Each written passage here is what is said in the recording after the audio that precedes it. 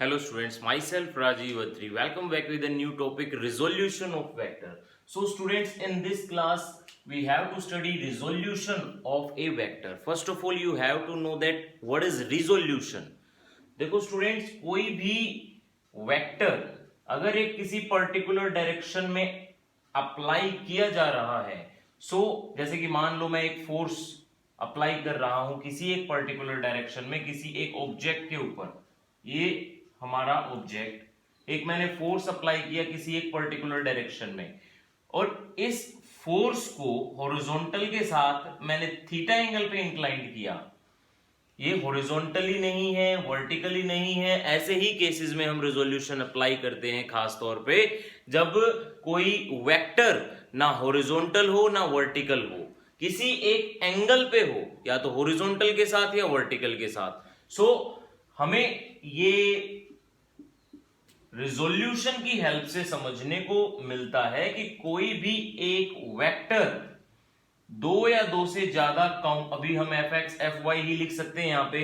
हाँ, वैसे तो तीन कंपोनेंट होते हैं जेड एक्सिस के अलोंग, हो तो एफ जेड भी लिखोगे आप इसको, ठीक है। रेक्टेंगुलर कंपोनेंट, अभी फिलहाल मोशन इन प्लेन पढ़ रहे हैं तो हम सिर्फ rectangular component in a plane ही पढ़ेंगे। प्लेन में समझ में आ रहा होगा। हाँ देखो, ये एक्सिस होता है और ये प्लेन, इसको हम क्या बोलते हैं? Plane. This is a plane. ये प्लेन का मतलब एक सिंगल एक्सिस नहीं होना चाहिए। या तो इस प्लेन को हम जैसे कि एक्स वाई प्लेन बोले, इसको वाई जेड प्लेन बोले, इसको एक्स जेड प्लेन बोले, सॉरी ये वाई जेड प्लेन है ना, इस टाइप से इसको एक्स जेड प्लेन बोले। तो कोई भी एक प्लेन दो एक्सिस के कॉम्बिनेशन का रिजल्ट होता है। प्लेन का मतलब दो डायमेंशनल। हाँ, वही यहां पे किया हमने, एक फोर्स अलाइन हुआ और वो फोर्स दो कंपोनेंट में डिवाइड किया, F X F Y. First of all students, you have to know that resolution occurs whenever any vector inclined at some angle with horizontal or vertical both components, and कोई भी एक single vector दो component part में divide होता है। ये जो दोनों कंपोनेंट पार्ट हैं, बिकॉज ये इसी में से निकले हैं, इसी में से स्प्लिट आउट हुए हैं, दैट्स व्हाई मैं कह सकता हूं कि ये दोनों उतना ही इफेक्ट क्रिएट करेंगे जितना एक अकेला वेक्टर करता है। ऐसी ही डेफिनेशन हमने पहले भी पढ़ रखी है, कौन सी?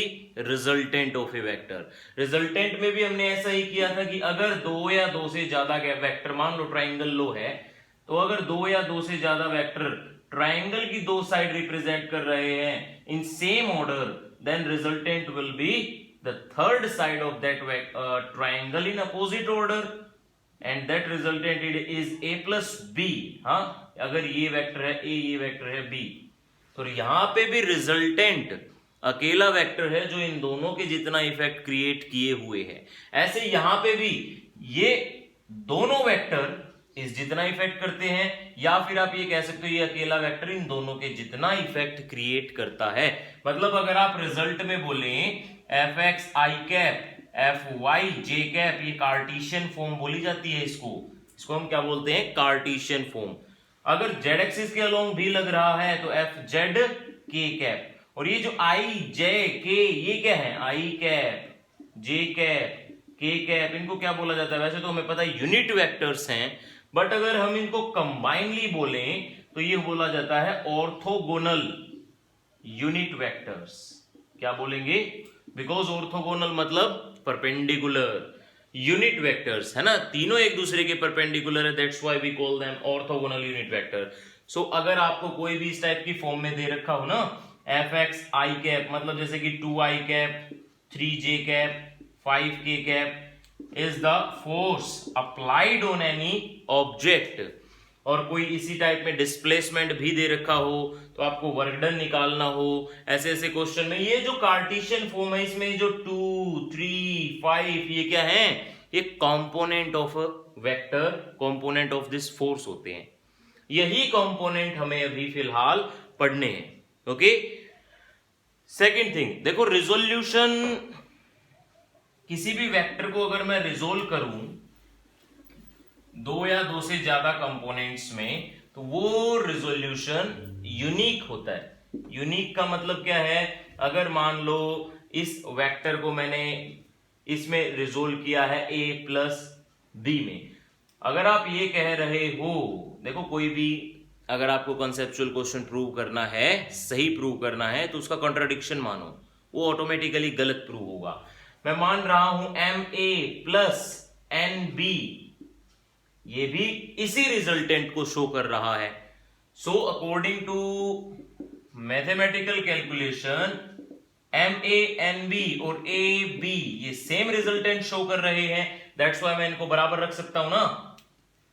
हाँ, और बराबर रख सकते हैं तो एक बार कंबाइन करें एम ए और minus A, similarly N B यहां पे ले आओ, minus B is equal to 0, इसको मैं लिख सकता हूं एम माइनस 1 इंटू ए, इसको भी लिख सकता हूं N minus 1 into B is equal to 0। So a can not be 0, अगर हम ये मान के चल रहे हैं b can not be 0, but अगर हम ये कहें ये दोनों 0 तो हो सकते हैं ना, ये दोनों 0 हो सकते हैं, तो m is equal to 1 n is equal to 1, जो कि यहां पे लिखा हुआ था ऑलरेडी, है ना, 1a 1b, हमने 1 की जगह पे क्या पुट कर दिया, m a n b, मतलब कहने का है रिजोल्यूशन इज यूनिक।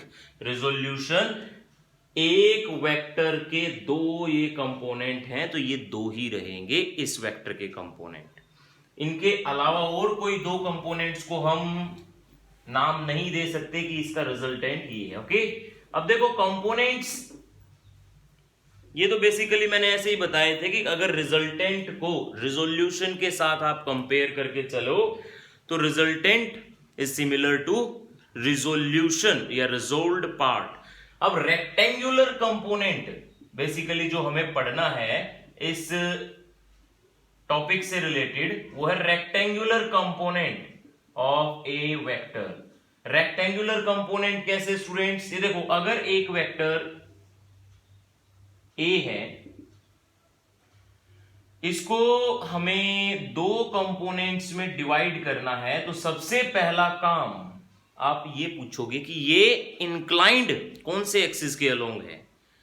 अगर मैंने माना इस एक्सिस के अलोंग इंक्लाइंड है थीटा एंगल पे, जरूरी नहीं है हर बार इसी एक्सिस के अलोंग इंक्लाइंड होगा, हो सकता है इस एक्सिस के अलोंग भी इंक्लाइंड हो।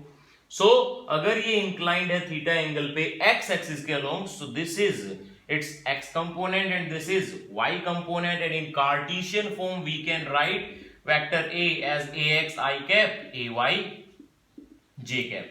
बड़े न्यूमेरिकल पर्पस और डेरिवेशन पर्पस ax ay नहीं चलेगा, हमें इसकी अनदर फॉर्म पढ़नी होती है, जो कि हम यहीं पे अगर पैरेललोग्राम लो अप्लाई करें, ax ay are two vectors which after applying parallelogram law we have consider A as a resultant of these vectors।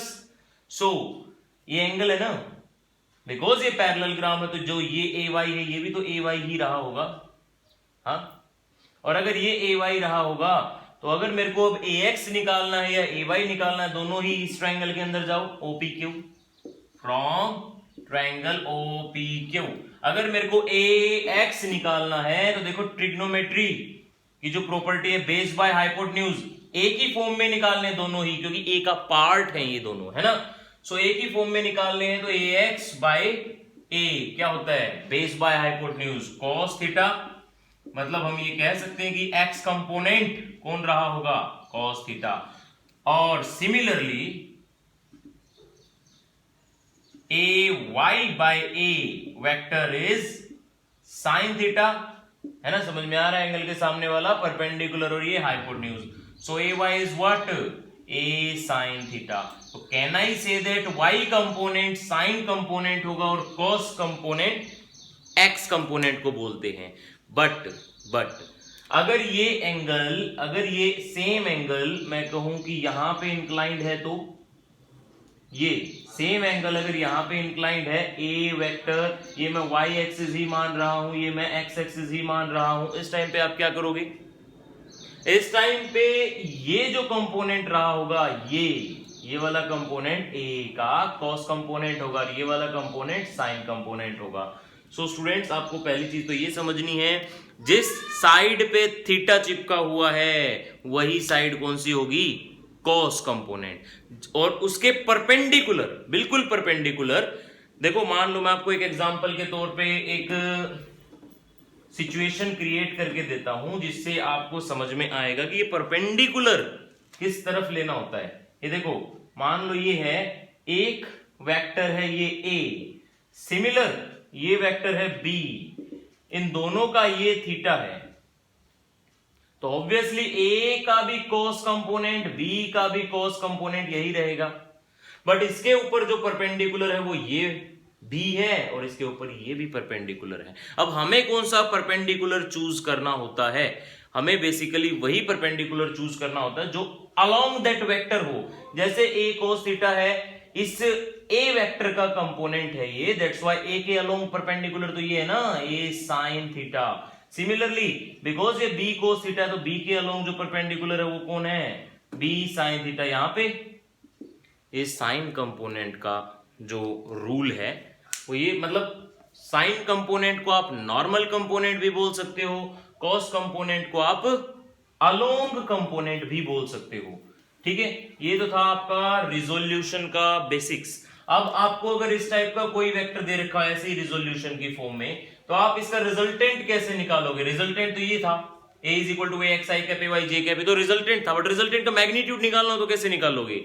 वही a square plus B square plus 2ab cos theta, because ये rectangular component है, that's why theta is equal to 90 degree, और 90 degree होगा तो cos 90 तो 0 होता है ना, तो सिर्फ ये बच गया रिजल्टेंट का जो मैग्नीट्यूड होगा। इसलिए मैंने कहीं पे भी वेक्टर नहीं लगाया है ना, हमने पहले पढ़ा था जियोमेट्रिकल मेथड और फिर एनालिटिकल मेथड। जियोमेट्रिकल मेथड के अंदर तो ये फॉर्म बताई जाती है, एनालिटिकल मेथड के अंदर ये फॉर्म। एनालिटिकल मेथड में आपको सिर्फ मैग्नीट्यूड सिखाया जाएगा निकालना, है ना।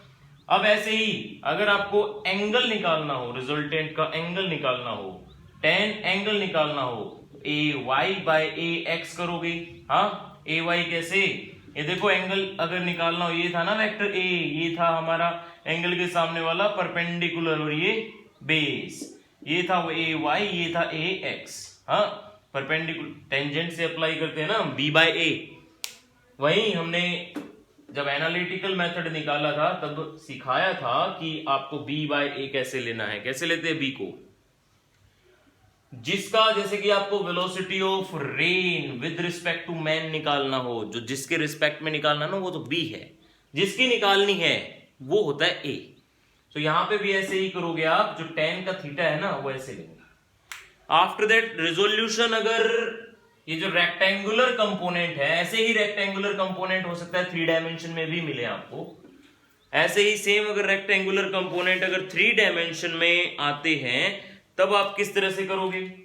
3 डायमेंशन में आएंगे मतलब ए x I cap, A Y J cap, A Z के कैप, ये है आपका वेक्टर ए। अब ए का मैग्नीट्यूड निकालना है, तो जैसे कि ए एक्स स्क्वायर ए वाई स्क्वायर पे रुक गया था, अब आप ए जेड स्क्वायर भी इंक्लूड कर लो। डायग्रामेटिकली अगर हम आपको समझाएं तो ये देखो, एक सबसे पहला काम तो एक 3D आपको इमेज बनानी पड़ेगी। हाँ, मान लो ये है आपका y, ये है आपका x और ये है आपका, सॉरी यहां पे थोड़ा सा गड़बड़ हुई, z आप फिर इस साइड से मानते चलो, दिस इज योर, है ना, y x z, उल्टा बन गया थोड़ा सा, कोई बात नहीं, इसी में भी समझेंगे। ये देखो मान लो एक वेक्टर है किसी एक्स वाई प्लेन में, ये वेक्टर है ए जेड, ये वेक्टर है ए वाई, ये वेक्टर है ए एक्स। ओके, इन दोनों का जो रिजल्टेंट रहा होगा ए एक्स और A Z, let us consider this is the resultant. क्या रिजल्टेंट है ये? ए एक्स और ए जेड के बीच में ए एक्स प्लस ए जेड, ऐसा। Similarly ax plus az is the resultant in between these two vectors, ये ay है, सॉरी ay। नाउ अगर ये रिजल्टेंट है इन दोनों वेक्टर के बीच का, तो अब इन दोनों वेक्टर को यहां से एकदम हटा दो, अब ये वेक्टर इन दोनों का रिजल्टेंट है, इसके और तीसरे वेक्टर के बीच का रिजल्टेंट निकालेंगे ए जेड, इन दोनों के बीच का रिजल्टेंट भी इसी प्रोजेक्शन पे बनेगा, बट ये डायगोनली अपोजिट एंड्स। समझ में आ रही है? ये क्या रहा होगा, ए एक्स plus A Y plus A Z. This is the Cartesian form of vector A. Now students, rectangular component हो या सॉरी प्लेन हो या फिर इन 3 डायमेंशन हो, आपको इसके यूजेस, इसके बेसिकली कुछ एक एग्जांपल के तौर पे, आपके कुछ एक कंसेप्चुअल क्वेश्चन के बेसिस पे मैं आपको दोबारा से इसका कंसेप्ट समझाऊंगा, क्योंकि अगर कंसेप्ट नहीं समझ में आया तो रिजोल्यूशन आप अभी इस क्लास तक समझ जाओगे। जैसे ही क्लास ओवर होगी, अगला दिन स्टार्ट होगा, रिजोल्यूशन दिमाग से निकल जाएगा। सबसे पहले कंसेप्ट समझना है। कंसेप्ट के लिए वॉकिंग का हेल्प ले सकते हैं हम, दिन भर में जो भी हम, है ना, वॉकिंग विद, या हम ये कह सकते हैं is an example of resolution. कैसे? Walking is an example of resolution. आपके बुक के अंदर भी ये एग्जाम्पल गिवन मिलेगा। देखो, मान लो कोई भी पर्सन है, जब वॉकिंग के लिए अपने पैर जमीन के ऊपर ऐसे डालता है, ये हॉरिजॉन्टल है, ओके। ये पर्सन है जो कि वॉकिंग के लिए ऐसे पैर हॉरिजॉन्टल पे पुश कर रहा है, तो ये बेसिकली फोर्स, अपना फोर्स इस डायरेक्शन में लगाता है, हाँ, ऐसे लगाता है। नाउ ये जो भी फोर्स अप्लाई कर रहा है, equal and opposite by Newton's third law, equal and opposite reaction force आएगा। Every action has an equal and opposite reaction force आएगा। और वो जो रिएक्शन फोर्स आया, ये देखो हॉरिजॉन्टल के साथ थीटा एंगल, हॉरिजॉन्टल के साथ थीटा एंगल, इसका एक तो कंपोनेंट है कॉस कंपोनेंट, एक कंपोनेंट है ये हमारा साइन कंपोनेंट। और जो भी पैर का वेट है, जो भी किसी ऑब्जेक्ट का वेट है, या तो इंक्लाइंड सरफेस हो, बेशक से मान लो इंक्लाइंड सरफेस पे ये ऑब्जेक्ट रखा है, वेट आप ऑलवेज, ये थीटा एंगल पे इंक्लाइंड है, इसका वेट आप ऑलवेज वर्टिकली डाउनवर्ड पॉइंट करवाया करें, वर्टिकली डाउनवर्ड, इस टाइप से, okay. So R cos theta तो वेट को बैलेंस करने में यहां पे चला गया। रही बात एफ और आर, ये भी एक दूसरे को इक्वेट कर रहे हैं, because every reaction has an equal and opposite reaction. अब रहा कोस कंपोनेंट। कोस कंपोनेंट ही है जो फ्रिक्शन को ओवरकम करके इसको आगे जाने का मौका देगा। That's why walking is possible. Same यहां पे अगर आप कंपोनेंट इस टाइप से रिजोल्व करेंगे, जो कि आपको नेक्स्ट चैप्टर में जरूरत पड़ेगी इस टाइप की चीजों की, हाँ, तो ये बेसिकली यहां पे एंगल बनाया जाता है थीटा। अब यहां पे एंगल क्यों बनाया जाता है थीटा? ये देखो, ये अगर थीटा बन गया तो ये mg cos थीटा हो गया, ये mg sin थीटा हो गया, बट यहीं पे एंगल क्यों बनाया जाता है थीटा, ये देखेंगे। ये देखो, मैंने इस तरफ से इस तरह से इंक्लाइंड किया सरफेस थीटा एंगल पे, तो ऑब्वियसली ये वाला एंगल भी थीटा रहा होगा।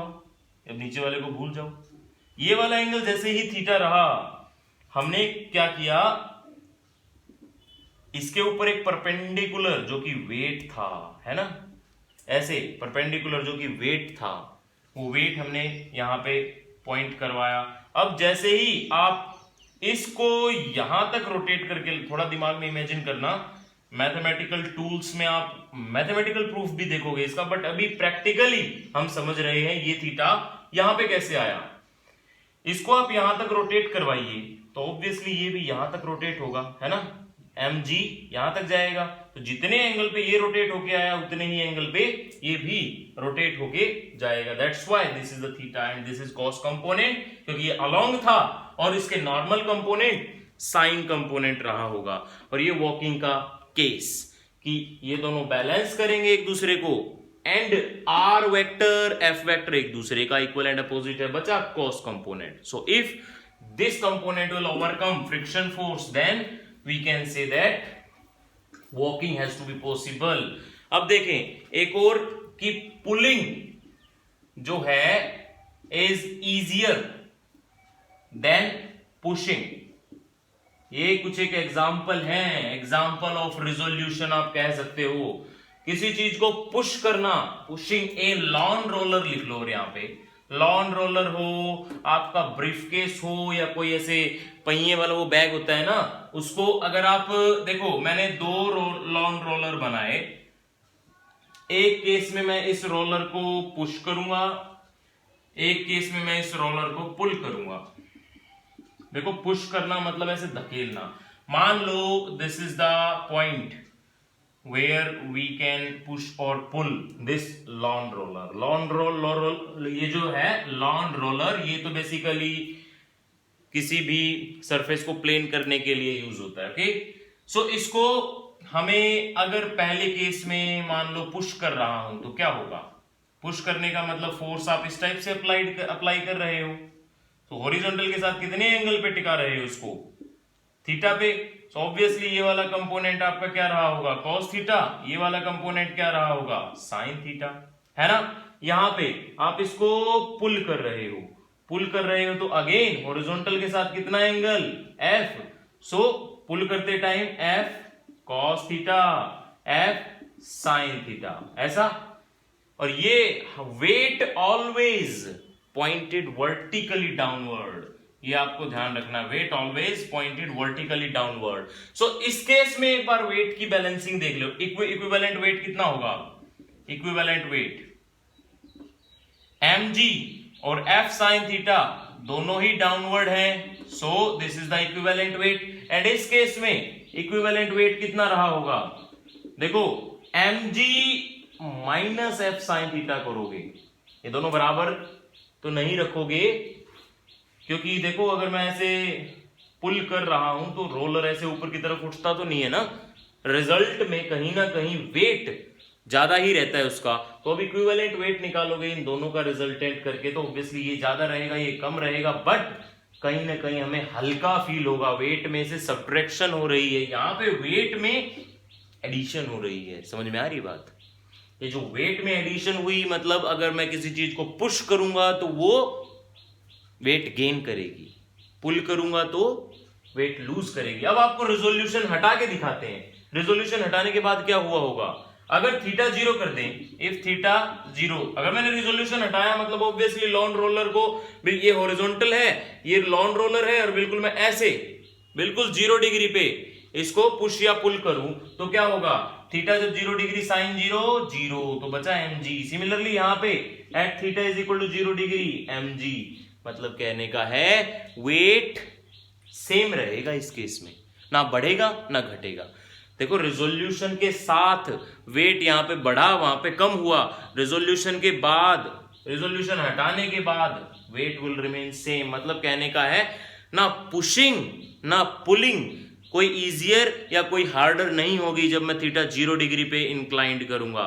सो ये जो रिजोल्यूशन समझाने की चीज थी, ये थीटा लगाने और थीटा हटाने के बाद समझ में आई। एक और मैं आपको एग्जांपल के तौर पे समझाने की कोशिश करता हूं, वो एग्जांपल है वेट लिफ्टिंग का। वेट लिफ्टिंग के केस में किसी वेट लिफ्टर को अगर ज्यादा वेट उठाना है तो देखो, मैं फिर से दो केस बना के दिखाता हूं आपको। अगर वो आपको बिल्कुल, ये जो वेट है इसका mg डाउनवर्ड एक्ट कर रहा है ना, दोनों केस में वेट इसका डाउनवर्ड एक्ट कर रहा है, एंड जो बीच में से अगर मैं इसके बिल्कुल जो मिडिल पोर्शन है उसके आसपास से हाथ लगा के अगर ऊपर उठाऊंगा तो ये है मेरा फोर्स। बट अगर मैं बिल्कुल वेट्स के पास से हाथ लगा के ऊपर उठाऊंगा तो मेरा फोर्स कुछ इस टाइप से लगेगा, है ना। वेट अगर मैं हाथों को टेढ़े करके लगाऊंगा इस टाइप से तो फोर्स इस टाइप से लगेगा मेरा, और इसका अगर मैं प्रोजेक्शन करूं तो एफ कोस थीटा कंपोनेंट तो मेरा वेस्ट हो गया एक तरह से, बचा साइन कंपोनेंट। और जैसा कि आपको पता है ऊपर उठाने के लिए जो साइन कंपोनेंट लगा है वो कंपोनेंट एफ से तो कम ही रहा होगा। मतलब अगर मैं ऐसे बिल्कुल चौड़े पकड़ के, बिल्कुल वेट्स के पास से पकड़ के अगर हाथों को उठाऊंगा, इसको ज्यादा फोर्स लगाना पड़ेगा हमें। बट इस तरह से उठाऊंगा तो वेट लिफ्टिंग थोड़ी सी आसान हो सकती है, बट फोर्स तो इसमें भी लगाना पड़ेगा आपको। वो फोर्स डिपेंड करता है आपके वेट, हाँ, वेट के ऊपर। So students, this is all about resolution of vector. उम्मीद आपको समझ में आया होगा। अगर फिर भी नहीं आए तो और एग्जांपल्स के साथ समझाने की कोशिश करेंगे। जिसको नहीं समझ में आया ना, कमेंट सेक्शन में जरूर डालें। Thank you for watching.